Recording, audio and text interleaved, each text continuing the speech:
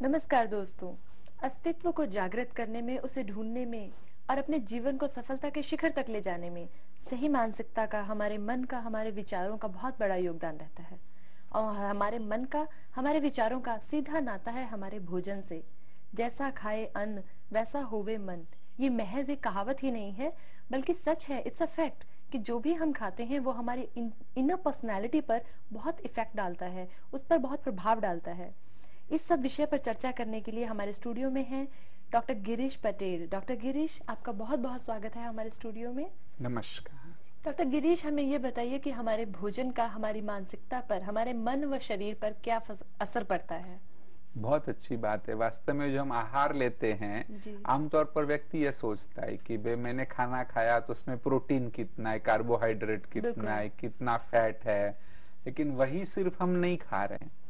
जो आप भोजन करते हैं उसमें बनाने वाले के जो वाइब्रेशंस है वो भी उसके साथ है। ऐसे कई अनुसंधान भी हुए हैं कि कैसे बनाने वाले के वाइब्रेशन भी आप ले रहे हो। अणु अणु में, आपके अणु अणु पर वह वाइब्रेशंस की असर होती है और उसके कारण आपका मन भी पॉजिटिव या नेगेटिव बन सकता है। बिल्कुल, पहले से कहा जाता है कि बनाने वाले ने प्यार से बनाया है तो अच्छा बनेगा। बिल्कुल बिल्कुल, एक पहले से ये अप्रोच रही है। तो हमारे बनाने वाले की वाइब्रेशंस अगर हमारे अणु अणु में आती हैं, मतलब हमारी मानसिकता का भी भोजन पर कोई प्रभाव पड़ता है? डेफिनेटली, हाँ। इस पर भी बहुत अच्छी रिसर्च भी हुई है कि जिसमें क्या किया गया है कि जैसे हम एमआरआई लेते हैं जी, बॉडी ऑर्गन्स की एमआरआई होती है, ऐसे पानी के क्रिस्टल्स बना दिए गए और फिर वो क्रिस्टल्स की एमआरआई ली। और एमआरआई लेने से पहले जिस बोतल में पानी को भरा गया था, कुछ बोतल पर तो लिखा कि भी मैं आपसे प्यार करता हूँ जी, इस पे लिखा कि मैं तुमसे नफरत करता हूँ, मैं तुमको मार दूंगा। बस ऐसा लिखा गया उसके ऊपर, उन बॉटल्स पर था। सब में पानी, सब में वही पानी था जी। और एक पर हिटलर का नाम लिखा, एक पर मदर टेरेसा का नाम लिखा, कहीं भगवान के नाम लिखे और फिर उनकी एमआरआई ली गई जी। तो बड़ी आश्चर्यकारक परिणाम है सचमुच कि जिसपे लिखा था कि मैं तुमसे नफरत करता हूं, तो वो जो अणु थे वो नजदीक आ ही नहीं रहे थे, एक दूसरे से दूर भाग रहे हैं और उसके जो प्रॉपर शेप्स बनने चाहिए वो शेप्स बन ही नहीं रहे हैं। परंतु जिसमें लिखा था कि मैं तुमसे प्यार करता हूं तो बहुत अच्छे उसके शेप्स बने हुए हैं। ऐसे जिस पर हिटलर का नाम लिखा था वहां भी वो कोशिश कर रहे थे कि भी हम शेप बने, परंतु शेप बन नहीं रहे थे। इस पे भगवान का नाम लिखा था तो उसमें भी बहुत अच्छे से शेप्स बन रहे थे। तो इससे साइंटिस्टों ने निर्णय किया कि आपके विचारों की पानी पर भी असर होती है कि जब आप कहते हो कि आई हेट यू, तो वह नजदीक आ ही नहीं रहे, वो प्रॉपर शेप नहीं बन रहे। जहाँ हिटलर का नाम लिखा था वहां वो कोशिश कर रहे थे, ठीक से बने नहीं परंतु कोशिश जरूर कर रहे थे। इससे उन्होंने इंटरप्रिटेशन दिया कि भी हर व्यक्ति, भले हिटलर ने बहुत बुरा काम किया लेकिन बेसिकली है ना, मूल रूप से हर व्यक्ति अच्छा है। तो इसलिए वो बनाने की कोशिश कर रहे थे परंतु ठीक से शेप्स नहीं बने। तो सचमुच जो मानसिकता से आप आहार बनाते हो उस पर उसका बहुत बड़ा प्रभाव पड़ता है और फिर जो खाने वाला है उसके मन पर भी उसका प्रभाव पड़ता है। हमारी मानसिकता पर भोजन के अलावा और किस किस चीज का असर पड़ता है, किन किन बातों का प्रभाव पड़ता है? बिल्कुल, ये तो सूक्ष्म बात है। जो भोजन की बात है तो सूक्ष्म बात है और जो बहुत बड़ा प्रभाव पड़ता है हमारे पूर्व के अनुभवों का, जो पास्ट के जो अनुभव है, न केवल इस जन्म के, पूर्व जन्म के भी जो अनुभव है वह भी कॉन्शियसनेस में साथ में आते हैं और उसका भी हमारी मानसिकता पर प्रभाव पड़ता है। साथ साथ हमें बचपन में माता पिता ने हमारे से जैसा व्यवहार किया है, माता पिता ने जो हमें सिखाया है, शिक्षकों ने जो हमें सिखाया है, जो कुछ हमने पढ़ा है जी, ये बहुत सारी चीजें देखेंगे कि वातावरण का भी हमारी मानसिकता पर बहुत ही गहरा प्रभाव पड़ता है। बिल्कुल, मुझे याद है हमारे स्कूल में भी लिखा जाता था कि फलों से लदा वृक्ष हमेशा झुका रहता है। उसका मोरल हमारे टीचर्स हमें समझाते थे और कोशिश यही रहती थी कि सभी स्टूडेंट्स उसको अडॉप्ट करें, अपनी लाइफ में उसको यूज करें। वो बातें अभी तक याद है और वही आप कह रहे हैं कि इन सभी बातों का हमारी मानसिकता पर असर पड़ता है। बिल्कुल, जब भी अभी आपको याद है ना तो उस पर भी इफेक्ट भी होगी जी। नहीं, आपके व्यवहार में भी अगर आप जज करेंगे तो शायद उस टीचिंग की आपके व्यवहार में भी कुछ इफेक्ट हुई होगी। बिल्कुल बिल्कुल। डॉक्टर, सफलता में हमारी मन स्थिति का क्या महत्व रहता है? सफलता के लिए हमारे मन की जो स्थिति है वो कितना प्रभाव डालती है, क्या इफेक्ट करती है? ऐसा कहूंगा कि भी कितना नहीं, वही फाउंडेशन है। फाउंडेशन है एक्चुअली, उसका फाउंडेशन, जैसे मकान का फाउंडेशन इम्पोर्टेंट है, ऐसे सफलता में और जो चीजें हैं वह तो सुपरफिशियल है, वो एक्सटर्नल है, परंतु फाउंडेशन हमारी मानसिकता ही है। चाहे आपको कितनी ना फैसिलिटी दे दी जाए, चाहे व्यक्ति कितना ना एजुकेटेड है, परंतु अगर उसकी मानसिकता यह है कि मैं सफल नहीं हो पाऊंगा या मैं जो पुरुषार्थ कर रहा हूँ उसमें शायद मैं कुछ हासिल नहीं कर पाऊंगा, तो वो सचमुच कुछ नहीं कर पाएगा। कोई एग्जाम्पल देंगे इसका हमारे दर्शकों के लिए? कोई एक बड़ी सिंपल सी बात बताना चाहता हूँ जी, कि जो हमारी मानसिकता है वो मैग्नेट जैसी है, और जो परिस्थितियां हैं वो लोहे जैसी है। जैसे मैग्नेट लोहे को खींचता है तो ऐसे ही हमारी मानसिकता भी परिस्थिति को खींचती है। तो इसके कारण ईच थॉट इम्पोर्टेंट। कहा भी गया है कि भी आप कैसे हो, जो चीज आप रिपीटेडली सोचते हो जी, वैसे ही आप बनते हो। वैसी एक परिस्थिति पहले सूक्ष्म रूप में निर्माण होती है और फिर रियलिटी में भी उस परिस्थिति को आप अपनी ओर खींच के लाते हो। परिस्थिति से विचार नहीं बनते, विचारों से परिस्थिति बनती है। एक और बात हमने देखी है कि बहुत से लोग अच्छे विचार रखते हैं, पॉजिटिव अप्रोच रखते हैं और अपने लक्ष्य के लिए वो निरंतर कोशिश करते रहते हैं, सक्सेस भी मिलती है, लेकिन फिर भी सोसाइटी में कुछ क्रिटिक्स उन्हें मिल ही जाते हैं। वो क्या करें? इसको लिए आप क्या नजरिया देंगे कि अच्छा काम करने के बावजूद भी लोग आलोचना करते हैं? इस सिचुएशन के लिए आप क्या कहेंगे? इसमें मैं तो समझता हूँ कि भी एक्सेप्ट कर लो, कि कितने भी आप जितने ज्यादा अच्छा करेंगे ज्यादा क्रिटिसिज्म होगा, या तो कितना भी अच्छा कर लो जी, कोई ना कोई क्रिटिसिज्म तो होना ही है। मुझे एक उदाहरण याद आता है कि भी एक व्यक्ति ऐसे एक बहुत अच्छा, जैसे कि ना मैजिकल कुत्ता ले आया, कि जो कुत्ता पानी पे चल सकता था, हाँ बिल्कुल पानी पे चलता था। हाँ, तो लोगों को उसने दिखाया, देखो कि भी मेरा कितना अच्छा कुत्ता है, पानी पे चल रहा है जी। तो किसी ने कहा कि भी लगता है कि भी तुम्हारे कुत्ते को तैरना नहीं आता है। तो देखिए, इतना अच्छा उसको प्रशंसा करने के बदले वहां भी वो क्रिटिसिज्म करने वाला व्यक्ति मिल गया, नेगेटिव चीज को ढूंढने वाला मिल गया कि भी लगता है कुत्ते में भी एक कमी निकाल ली, हाँ, कि भी तुम्हारे कुत्ते को तैरना नहीं आता है जी। तो ये होना ही है। अगर हम एक्सेप्ट कर ले कि भी फिर भी मुझे स्टेबल रहना है, फिर भी उस स्थिति में भले कुछ सीखना है और आगे बढ़ते जाना है। जैसे नहीं, जब हाथी आगे जाता है तो कुत्ते भौंकते रहते हैं, बिल्कुल। अगर हाथी रुक जाएगा तो वो आगे नहीं बढ़ सकेगा। तो बस हमें भी मानसिकता को अपनाना चाहिए, क्रिटिसिज्म को अडॉप्ट कर लेना चाहिए, एक्सेप्ट कर लेना चाहिए। या तो कहे कि भी एक तो उसको इग्नोर करो, एक्सेप्ट के बदले भी इग्नोर करो, ठीक है। और दूसरा यह हो सकता है कि भी उससे सीखो, क्रिटिसिज्म से भी सीखो, क्योंकि क्रिटिसिज्म में है ना थोड़ी तो सत्यता होती है, बोले 0.001% होगी। फॉर एग्जाम्पल कि भी कोई व्यक्ति ऑफिस में 365 days a year exact time से चला जाए, कभी लेट नहीं होता है, तो कोई क्रिटिसाइज नहीं करेगा कि तुम लेट आते हो, बिल्कुल। लेकिन अगर वो एक दिन भी लेट हुआ तो हो सकता है कि टीका करने वाले कहेगा तू हमेशा लेट आता है। बिल्कुल बिल्कुल बिल्कुल। तो क्रिटिक्स मैग्नीफाइंग लेंस का काम करते हैं जी। अगर वह ये सोचे कि वो एक दिन भी मैं लेट गया उसे भी मैं चेंज कर दूं तो मेरे में बहुत बड़ी उन्नति होगी। क्रिटिसिज्म से हम हताश हो जाते हैं, मोरल डाउन हो जाता है, तो इसके लिए क्या करे? कोई इंसान कैसे अपनी सोच में परिवर्तन लेकर आए कि क्रिटिसिज्म को कैसे एक्सेप्ट कर ले, वो इजीली किस तरह से इम्प्रूव करे?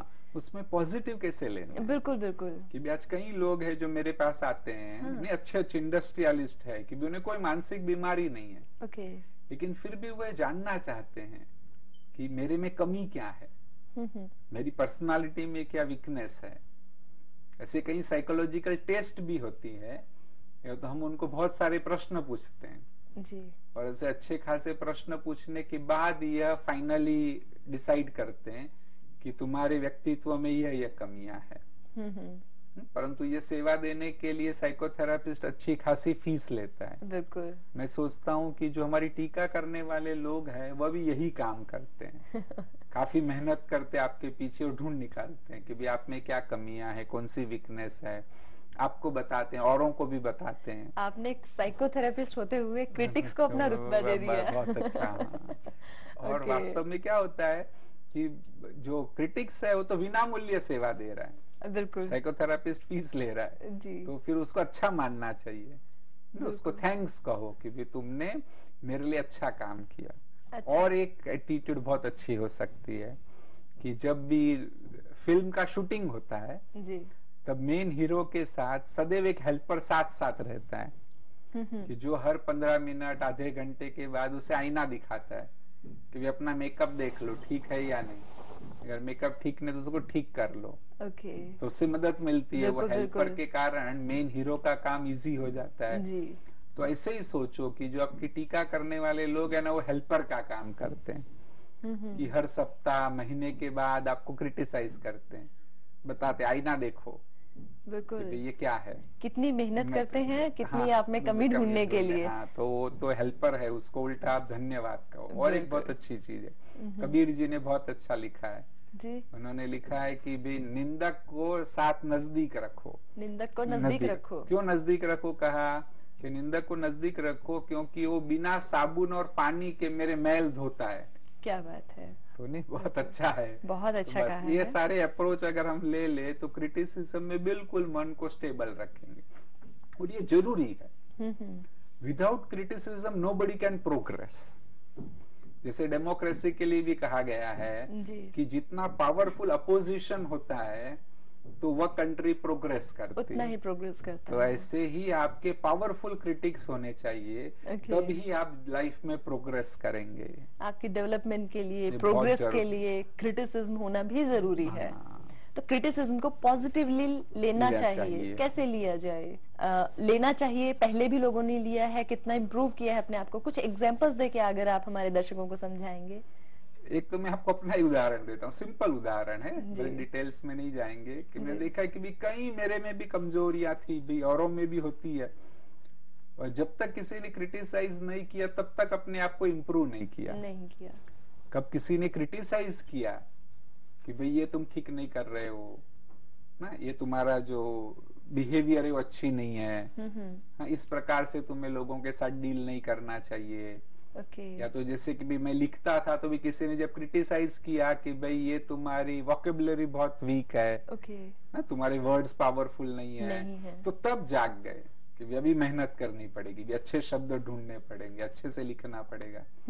तो ऐसे हर व्यक्ति के, कोई भी बड़े व्यक्ति को आप पूछो, जब उन्हें अच्छे क्रिटिक्स मिलते हैं तब ही वह प्रोग्रेस करता है।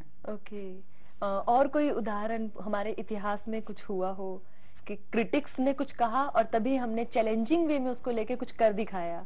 हाँ, एक बहुत अच्छा उदाहरण ध्यान में आ रहा है कि जब राइट ब्रदर्स प्लेन का इन्वेंशन कर रहे थे, ऐसा कोई मशीन की जो उड़ सके जी, तब तक तो इम्पॉसिबल माना जाता था कि वैसे कोई चीज उड़ नहीं सकती है। जब वो इन्वेंशन कर रहे थे तब न्यूयॉर्क टाइम्स ने ये क्रिटिसाइज किया कि भी क्या पागल सी बातें लोग कर रहे हैं, ये इम्पॉसिबल चीज, ये हो ही नहीं सकती है, कुछ उड़ नहीं सकता, सिर्फ पंछी उड़ सकते हैं। हाँ, नहीं तो कोई नहीं उड़ सकता है।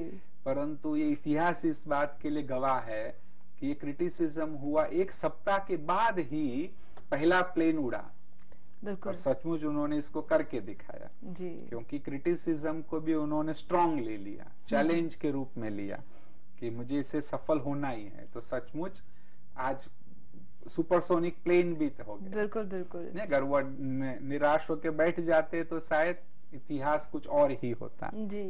क्रिटिसिज्म से वो निराश नहीं हुए। उन्हें असफलता भी बहुत मिली इस बारे में। बिल्कुल, पहले काफी असफलता मिली, परंतु जब करते रहे और वो स्पिरिट था तो जैसे का एक सप्ताह में सफलता मिल गई।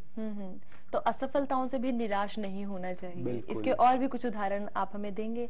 असफलता से ना घबराकर, क्रिटिसिज्म को पॉजिटिवली लेकर, और कौन कौन सक्सेसफुल पर्सनालिटीज रहे जो हमारे लिए एक अच्छे एग्जांपल्स हैं? एक अच्छा उदाहरण याद आता है थॉमस एडिसन जब 67 इयर्स के हुए जी, तो तब उनकी जो सारी लेबोरेटरी थी जिसमें अलग अलग इन्वेंशन कर रहे थे वो सारी को आग लग गई और पूरी जो सारी उनकी मेहनत थी वो खत्म हो गई। तो भी थॉमस एडिसन निराश नहीं हुए, तब भी उन्होंने यही कहा कि भी अच्छा हुआ कि सारी हमारी जो फेलियर थी वो जल गई। और अब हमें नया से शुरू करना होगा। उन्होंने भी कहा हमारी सारी जो मिस्टेक्स थी वो मिस्टेक्स जल गई और अब हम नए सिरे से शुरुआत करेंगे। बहुत अच्छा एग्जांपल है। At the age of 67 years no still he was enthusiastic. और सचमुच 3 सप्ताह में ही उन्होंने फोनोग्राम को इन्वेंट किया। अगर निराश होके बैठ जाते तो ऐसी अच्छी इन्वेंशन होना संभव नहीं था। तो इसलिए कितनी ना बड़ी बड़ी बाधाएं आए, समस्याएं आए, परंतु हम आगे बढ़ते रहेंगे, उसमें भी एक पॉजिटिव अप्रोच लेंगे तो सफलता जरूर मिलेगी। जी, थॉमस एडिसन बहुत अच्छे एग्जाम्पल हैं। लेकिन सफलता के लिए जरूरी है कि हम बिल्कुल भी डिप्रेस ना हो, बिल्कुल भी ना घबराएं। लेकिन ऐसा पॉसिबल कैसे है कि हम बिल्कुल भी डिप्रेस ना हो? क्या करें हम अपने आप को डिप्रेशन से दूर रखने के लिए? लेकिन सिंपल बात भी समझिए। एक सिंपल चीज बताता हूँ कि जो भी हमें फीलिंग्स होती है, डिप्रेशन भी एक फीलिंग है, वो जो भी हमें फीलिंग्स होती है उसका मूल आधार हमारे विचार है। अगर इस एक बात को हम समझ ले कि भी ऐसे ही डिप्रेशन नहीं आता है। नहीं, कुछ लोग ये समझते हैं कि भाई ये हो गया तो मुझे डिप्रेशन हुआ। बिल्कुल, वो परिस्थिति से डिप्रेशन नहीं आता है, परंतु जो हम विचार करते हैं वो विचार डिप्रेशन को निर्माण करते हैं। अगर ये मूल बात को व्यक्ति अच्छे से स्वीकार कर ले और अपने विचारों को परिवर्तन करना सीख ले, नेगेटिव विचारों को कम करना, उसको पॉजिटिव में कन्वर्ट करना अगर ठीक से सीख ले तो अपने फीलिंग पर भी विजय प्राप्त कर सकता है और किसी भी हालत में डिप्रेस नहीं होगा। डॉक्टर गिरीश, एक छोटा सा क्वेश्चन मेरे को अभी अराइज हुआ है कि डिप्रेशन विचारों से होता है, परिस्थिति से नहीं। बिल्कुल। इसके साथ ही आप डॉक्टर भी हैं, कुछ लोगों का ये मानना है कि जैसे डायबिटीज या हाइपरटेंशन हेरिडिटरी है, तो डिप्रेशन भी हेरिडिटरी है। कुछ लोग ऐसा सोचते हैं, क्या ये सच है? ऋतु, अब ये ना रिसर्च में तो सब कुछ हेरिडिटरी है ऐसा लोग कहते हैं। जी बिल्कुल। तो अगर सिस्टमैटिक हम रिसर्च को देखें तो भाई डायबिटीज ज्यादा हेरिडिटरी है, परंतु डिप्रेशन के लिए देखा गया है 16% सिर्फ जीन्स उसके लिए रिस्पॉन्सिबल है। तो देखेंगे कि ऑलमोस्ट 84% है वह जो बाहरी कारण है वह उसके लिए जिम्मेवार है। तो 80% बहुत बड़ा है, 84%। तो सचमुच उसे महत्व देना चाहिए। जीन्स हो ना हो, आपको बाकी फैक्टर्स पे कंट्रोल करना चाहिए। वो तो सचमुच होगा भी। आज कहीं हमने उदाहरण देखे हैं कि भी उनके माता पिता को डिप्रेशन था या उनमें और मानसिक बीमारी थी, लेकिन बच्चे बिल्कुल स्वस्थ रहे। और ऐसे भी अनेक उदाहरण हैं कि जहाँ माता पिता बिल्कुल स्वस्थ है और बच्चे डिप्रेस्ड हो जाते हैं। माता पिता खुश मिजाज और बच्चे परेशान। हाँ, तो इसलिए जीन्स को हमें रिस्पॉन्सिबल नहीं समझना चाहिए जी। और एटलीस्ट ना जीन का एक्सप्रेशन भी हम बदल सकते हैं। आज डॉक्टर दीपक चोपड़ा और भी कई ऐसे चिंतक है कि जो ये मानने लगे हैं कि भला आप में वो जीन्स है, लेकिन जीन्स कैसे एक्सप्रेस करते हैं उसे हम बदली कर सकते हैं। तो अगर विचारों में परिवर्तन लाए तो जीन्स कैसे मैनिफेस्ट करेंगे, वो मैनिफेस्टेशन को हम चेंज कर सकते हैं। बिल्कुल, तो विचारों का बहुत बड़ा महत्व है। सबसे बड़ा महत्व विचारों पर देना है, क्योंकि वो हमारे कंट्रोल में है जी। तो विचारों के महत्व के बारे में और कुछ महान आत्माओं ने कुछ कहा है, कुछ विचार दिए हैं, वो हमारे दर्शकों को बताइए। शेक्सपियर ने तो बहुत अच्छा कहा है। शेक्सपियर ने कहा है कि आपके जीवन में क्या होता है वह महत्वपूर्ण नहीं है, लेकिन उसमें आप क्या उसका व्यू अपनाते हैं वह व्यू बहुत ही महत्वपूर्ण है। गांधी जी ने भी ये बात कही है कि दृष्टिकोण सबसे इंपॉर्टेंट है जी। जीवन में आप दृष्टिकोण को परिवर्तन करेंगे तो सब कुछ परिवर्तन हो जाएगा। हम परिस्थिति को नहीं बदल सकते, परंतु अपनी मनस्थिति को जरूर बदल सकते हैं। अपने नजरिए को शेक्सपियर ने भी बहुत अच्छी बात कही कि जो हमने आगे ये डिस्कस की जी। वैसे ही उन्होंने कहा है कि जो थॉट्स को समझ लेता है, थॉट्स को अंडरस्टैंड करता है, वो मैनिफेस्टेशन को भी चेंज कर लेता है। इसीलिए उन्होंने ये भी कहा कि नहीं, दुनिया एक ड्रामा है बिल्कुल, और हम सभी उसमें एक्टर है। बस ये भाव भी आ जाए कि मैं एक्टर हूँ तो परिस्थितियां हमारे ऊपर हावी नहीं होगी। हमारे बहुत से दर्शक हमारा शो देख रहे होंगे कि ये लोग ऐसे ही बोल रहे हैं, विचारों का कोई कंट्रोल नहीं है, बल्कि मेरे तो हालात ही ऐसे थे, मेरी प्रॉब्लम एक्चुअल है, उन दर्शकों को आप कैसे समझाएंगे कि परिस्थिति तो वास्तव में कागज का शेर है। परिस्थिति में जान नहीं है।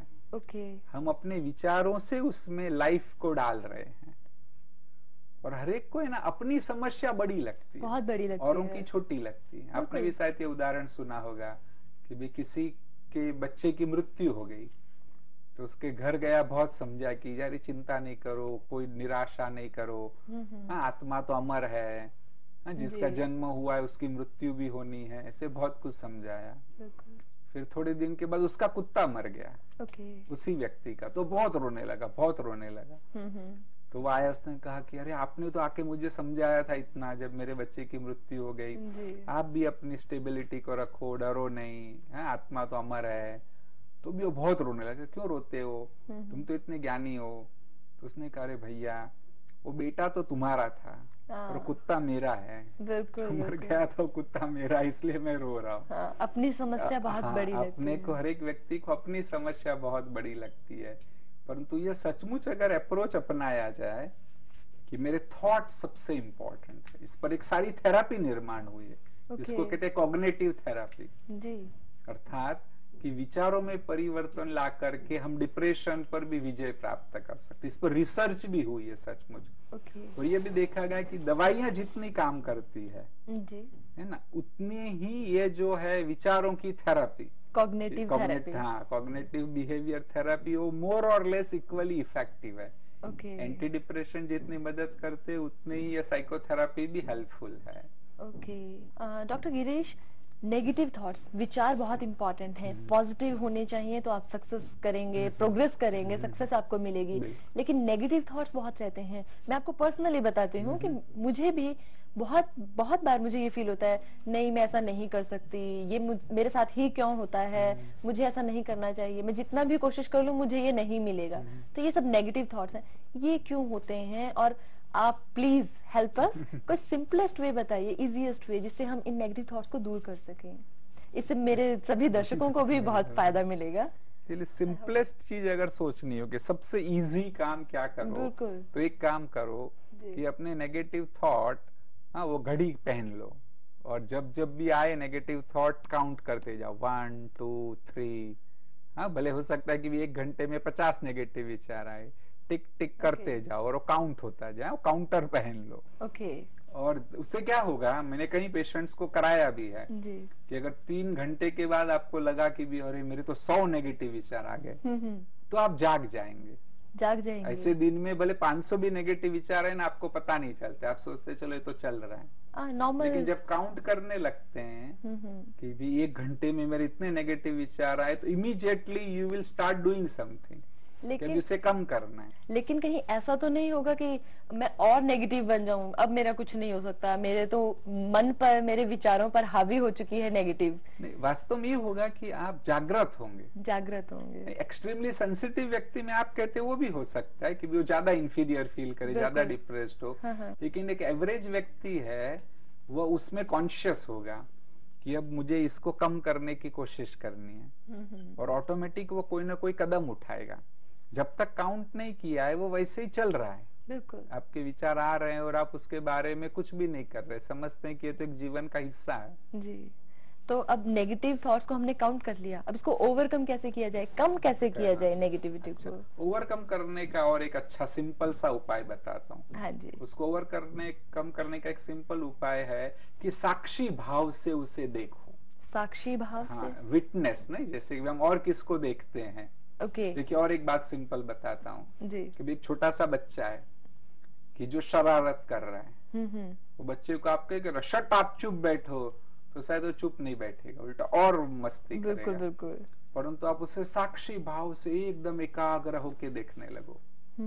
जैसे उसे मालूम पड़ता है कि भी कोई बड़ा व्यक्ति मुझे साक्षी भाव से देख रहा है, तो तुरंत चुपचाप हो जाएगा, शांति से बैठ जाएगा। तो मन का भी ऐसा ही है, जब मन को आप एक साक्षी भाव से देखने लगेंगे तो उस समय कोई विचार नहीं आएंगे। सचमुच करके देखने जैसा है।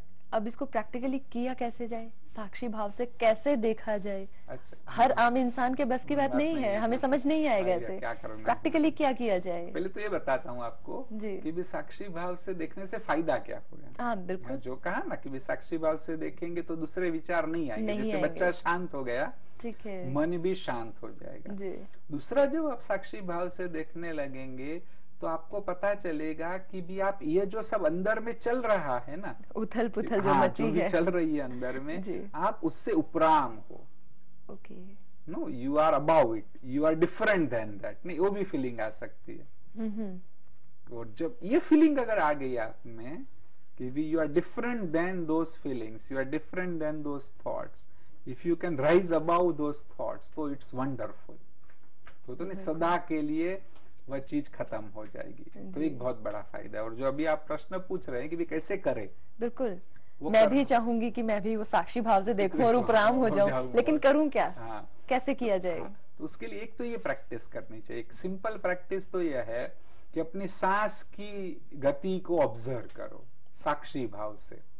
किसी भी समय आप चेक करेंगे तो एक नासिका चलती है जी। कभी कभार हो सकता है दोनों चल रही है। तो जो भी राइट या लेफ्ट, जो नासिका से आप सांस ले रहे, सांस बाहर आ रहा है, बस उसको साक्षी भाव से देखो। कुछ भी नहीं, वो धीमा है, ज्यादा है, स्लो है, जो भी है, भारी है, हल्का है, उसमें जाना नहीं है। उसके बारे में नहीं सोचना है। हमें बस उसे साक्षी भाव से देखना है। सांस ले रहा हूँ, सांस बाहर आ रहा है, सांस ले रहा हूँ, सांस बाहर आता है। तो एक तो उसमें यह होता है कि आप गहरा सांस लेते हो ऑटोमेटिकली जी। और दूसरा मैंने ये ऑब्जर्व किया कि जब आप इसे देखने लगते हैं तो ऑटोमेटिकली मन शांत होने लगता है। कुछ समय मैंने ये अभ्यास किया तो इतना ही वंडरफुल लगा कि जैसे कि यहीं पर एक पॉइंट पर ही बस ध्यान है कि भी ले रहा हूं बाहर। जब थोड़ा सा मैं अभ्यास किया तब तो ये लगा कि ये पॉइंट प्रकाश का बन गया, as if it is made up of light। और इतना अच्छा अनुभव हुआ, मैंने ये सोचा कि भी इसको एक्सपांड करता जाऊं कि सारा नाक प्रकाश का बना है, सारा चेहरा प्रकाश का बना है, सारा शरीर प्रकाश का बना हुआ है, अध्यात्म। हाँ, तो फिर नो वो स्टेज बनी। तो no it's a wonderful practice in fact. तो नेगेटिव थॉट्स को पॉजिटिव में कन्वर्ट कैसे करें? अच्छा, हाँ, हमने उन्हें काउंट किया, ऑब्जर्व किया, ओवरकम करने की कोशिश की, लेकिन फिर अब कन्वर्जन कैसे करें? अब देखिए, कन्वर्ट करना होना तो भी दो युक्तियां बताता हूँ जी। एक युक्ति तो यह है कि मन के साथ प्यार से बात करो, खुद के साथ, अपने नाम से अपने आप को कहो, नीतू शांत हो जा, नीतू तुझे जो चाहिए वो सब मिलेगा, तू शांति रख तो तुझे मिलेगा। और ये फैक्ट भी है कि अशांति से, हड़बड़ी में तो मिस्टेक्स कर बैठते, बिल्कुल, लेकिन जब आप शांत रहते हो तो शांति से सब चीजें अपने आप को मिलती है। तो प्यार से समझाओ जी। नहीं, ये भी अपने नाम से कहो कि तुझे जो चाहिए वो सब कुछ मिल जाएगा अगर मन शांत हो। जैसे हम बच्चे को समझाते हैं, नहीं, बच्चा अगर सवेरे जब आप ऑफिस जा रहे हैं, बच्चा कहते नहीं मम्मी मुझे भी साथ में ले जाओ, मैंने साड़ी पकड़ लेता है, पैर पकड़ लेता है, तो क्या करते हैं, उसको चांटा नहीं लगाते हो, नहीं, उसको प्यार से समझाते हो कि बेटे अभी मम्मी ऑफिस जा रही है, मैं वापस आऊंगी तो तुम्हारे लिए वो ऑटोमेटिक कार लेके आऊंगी जो तुमको बहुत पसंद है। तो बस ये बोला, बच्चा शांत हो जाता है 1 सेकंड में जी। तो ऐसे ही मन को भी प्यार से समझाओ तो वो मन को मोड़ना है। अगर हम अपने क्रिटिक्स को साइकोथेरेपिस्ट की तरह लें तो ये हमारे लिए पॉजिटिव फैक्टर्स, इंप्रूविंग फैक्टर्स बन जाएंगे हमारी लाइफ के लिए। तो आशा करती हूँ कि आपको इससे बहुत सी जानकारी मिली होगी, बहुत हेल्प मिलेगी। नमस्कार।